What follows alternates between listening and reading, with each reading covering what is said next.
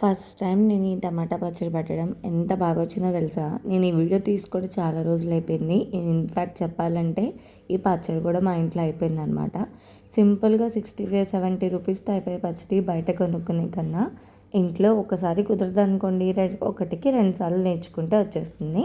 మంచిగా టమాటాలని కడిగేసుకొని తడి లేకుండా తుడుచుకొని మధ్యలో ఉండే పచ్చి భాగాన్ని తీసేసి 4 ముక్కలుగా చేసేసుకోవాలన్నమాట.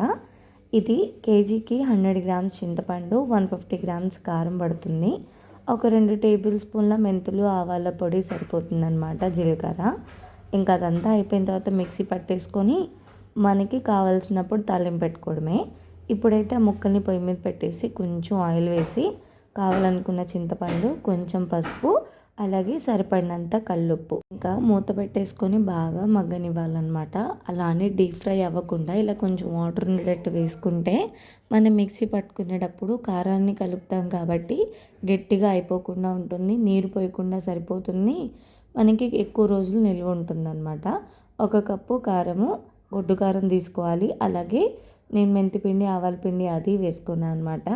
ఇక్కడ ఇంకా చిన్నులపాయలు కూడా యాడ్ చేసుకున్నాను. మొత్తం బాగా మిక్సీ పట్టేసుకున్నాక కావాల్సినంత తీసుకొని ఇంకా మిగతాది ఫ్రిడ్జ్లో పెట్టుకొని దాని వరకు ఎప్పటికప్పుడు కావాలనుకున్నట్టు పోపు పెట్టేసుకోవడం అనమాట. చాలా బాగా కుదిరింది. మీరు కూడా ఒకసారి ట్రై చేయండి.